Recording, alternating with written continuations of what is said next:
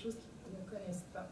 Mais c'est ça, c'est des choses un peu plus exigeantes. Il va y avoir un risque à la fois pour le diffuseur, pour le public qui justement doit acheter un billet, etc. Là, c'est déjà c'est plus difficile d'amener un nouveau public qui n'a jamais fréquenté, mettons, un lieu culturel vers des formes d'art qui sont plus expérimentales, etc. Mais, comme disait Denis, puis tu l'as dit aussi, Sylviane, il y a tout un rôle aussi au niveau de la médiatisation, mais le lieu aussi, la sociabilité.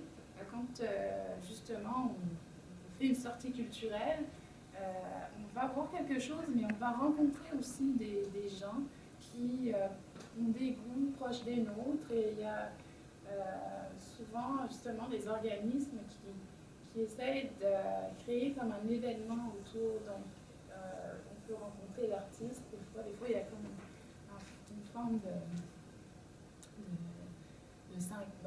5 à 7 ou de 10 à 11, je ne sais pas. En tout cas, il y a des formules comme ça qui font qu'on essaie d'animer un peu avant et après l'événement. Et en même temps, ça peut rejoindre justement différents publics très diversifiés. En fait, vu qu'on parle de rencontres entre des gens qui ont des goûts en commun, il peut y avoir plusieurs groupes comme ça, plusieurs réseaux qui vont se passer le mot pour se rencontrer et voir ensemble telle pièce ou aller à tel concert.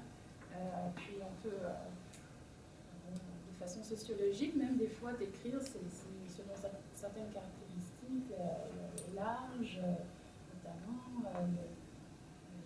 le niveau de scolarité, toutes sortes de choses qu'on peut essayer d'identifier derrière ces différents publics. Dans ces lieux-là, il y a souvent des croisements. Je donne par exemple le fait que plusieurs théâtres mettent des galeries d'art à l'entrée maintenant, ou du moins des murs d'exposition. Récemment en anglais, il y avait un poète slammer anglophone qui récitait pendant l'entrée en scène dans un théâtre anglophone ici à Ottawa, sans que ça dérange le public. Au contraire, certains ont parlé, d'autres ont écouté. C'était un lieu de diffusion insoupçonné pour cette personne-là qui a eu le droit de prendre la parole à cause du directeur du théâtre. Le temps file. J'aurais envie, parce que c'est très, très, très intéressant, mais j'aurais envie de vous demander si vous avez des questions pour nos panélistes. Moi, je pourrais continuer. J'ai toute une liste de questions ici, mais à vous la parole si vous avez envie de la prendre. Avez-vous des questions à poser aux panélistes? Ah ouais, Maria. Sinon, je poursuis. Vous en ai une, mais elle s'adresse à toi, Denis, parce que tu as dit quelque chose au début qui m'a intrigué. Tu as passé des arts et tu ajoutes les sports. Et, bon, je ne sais pas combien ça fait de temps, mais est-ce qu'il y a des similitudes? Est-ce qu'il y a des... c'est parce qu'on a toujours... C'est parce que souvent, j'ai entendu, moi, je suis au milieu de l'éducation, puis on disait, bon, on donne pas assez d'argent aux arts comparativement au sport, puis à un moment donné, on les mettait presque pas en compétition, mais on les associait pas nécessairement ensemble. Donc, dans nos milieux, on a les mêmes personnes, puis je sais quand on a des familles, ben, j'étais dans, tu sais, à un moment donné, il faut que tu fasses des activités en famille, donc vas-tu faire des activités sportives, vas-tu faire des activités culturelles, les gens, il faut qu'ils fassent des choix. Donc, par rapport à la diffusion, par rapport au développement public, je me demandais comment ça s'articule, et il semble que ce soit plus lucratif en sport. Oui, bien, d'une part parce qu'on a de l'argent, les arts n'en ont pas. Mais les organisations sportives, que ce soit des équipes professionnelles, sport universitaire, puis je vais plus du côté universitaire par les temps qui courent, ont tous des billets à vendre. Pour l'équipe de football, pour l'équipe de basketball, l'équipe de soccer, peu importe, l'équipe de hockey, ils ont tous des billets à vendre. Eux autres aussi sont quand même aux prises avec le fait que malgré la perception de popularité facile, ils perdent du monde.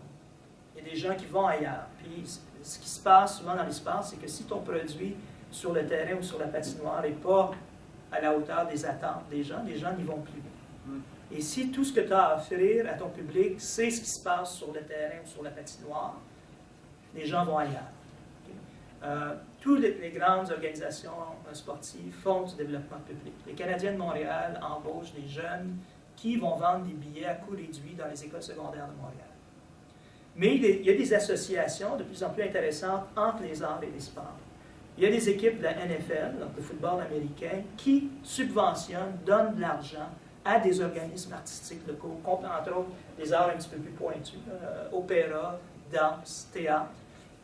Parce qu'on se rend compte que dans chacune de ces communautés-là, que ce soit un grand centre urbain ou quelque chose de plus petit, que tu sois à Baltimore, qui est relativement petit, ou que tu te retrouves à Houston, au Texas, ton équipe sportive contribue à la qualité de vie, et cette qualité de vie-là ne peut pas être limitée seulement qu'au sport. Il faut qu'il y ait des alternatives. Donc, on voit de plus en plus d'équipes sportives investir dans les arts au niveau local, parce que ces équipes-là sont conscientes que ces équipes-là, ces organismes artistiques-là, n'ont pas accès à du financement. C'est quelque chose qui est moins courant ici. Puis moi, j'encourage souvent même plusieurs de mes clients à approcher des équipes de hockey junior local, par exemple, pour voir s'il n'y a pas moyen de travailler sur quelque chose ensemble. Parce que si tu es habitué à sortir, si tu es un amateur des arts, tu ne consommes pas que des arts. Tu vas aller voir une partie de hockey, tu vas aller voir une partie de baseball à un moment donné. Moi, je suis un grand lecteur, grand consommateur, j'adore le baseball. Je vais aller voir du baseball, je ne me limite pas pour autant. Et si tu vas voir du baseball ou du hockey, vu que tu as déjà l'habitude de sortir, tu vas aller voir un concert à un moment donné. Tu vas peut-être rentrer dans un bar, aller écouter une chansonnière, un chansonnier. Tu vas sortir. Tu vas consommer un produit culturel quelconque. Donc, s'il y a moyen de travailler ensemble, parce que, entre autres, moi, ce que je recommande souvent, justement, à mes clients dans le domaine du sport, c'est d'inclure des arts, qui est de la musique, qui est même du divertissement offert entre les périodes, sur le terrain, et même des arts participatifs.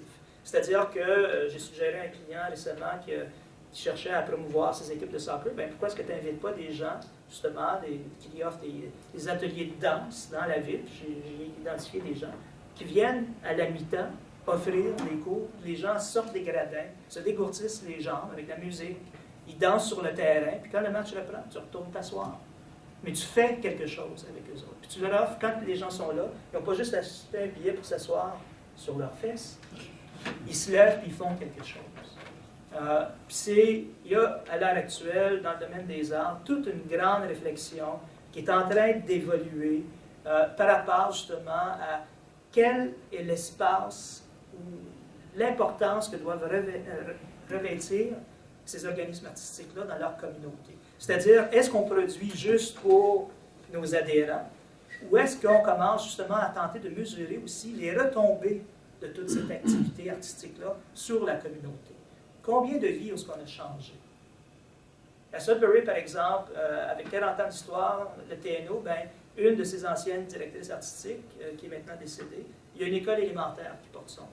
Ça, c'est une des retombées. Par la présence du TNO, il y a des troubles scolaires en milieu secondaire. Par la présence du TNO, il y a maintenant un programme de théâtre à l'Université de Laurentienne, etc., etc.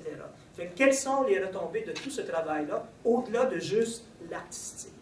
Qu'est-ce que la présence de cet organisme-là génère dans sa communauté? On commence à articuler ça de plus en plus, pas juste parce qu'on cherche nécessairement à avoir plus d'argent et de reconnaissance de la part des bailleurs de fonds, quoique ça fait partie de ça, évidemment, mais aussi on cherche à démontrer que les organismes artistiques ne sont pas juste un édifice en béton à l'intérieur duquel tout se passe, mais que ce rayonnement-là dépasse largement 4 murs, dépasse largement l'atelier de création, dépasse largement l'ordinateur, qu'il y a cette interaction-là et qu'il y a des retombées très concrètes. Puis dans les sports, c'est la même chose. On cherche à démontrer qu'effectivement, que les jeunes qui pratiquent ces sports-là, puis les parents qui accompagnent les jeunes, ou peu importe, il y a des retombées sur la communauté. C'est des gens qui sont en meilleure santé physique, c'est des gens qui ont l'habitude de sortir, c'est des gens qui sont souvent, qui vont ensuite s'engager bénévolement dans la communauté auprès d'une variété d'organismes. Okay? Parce qu'ils ont l'habitude de socialiser. Donc, tout ça est en train il y a une réflexion que je vois beaucoup sortir de l'Angleterre à l'heure actuelle, des États-Unis, justement sur quel est le rayonnement que doivent avoir les organismes artistiques et même les organisations sportives, au-delà de juste l'offre de leurs produits de base. Merci. Une question ici? En parlant, on parle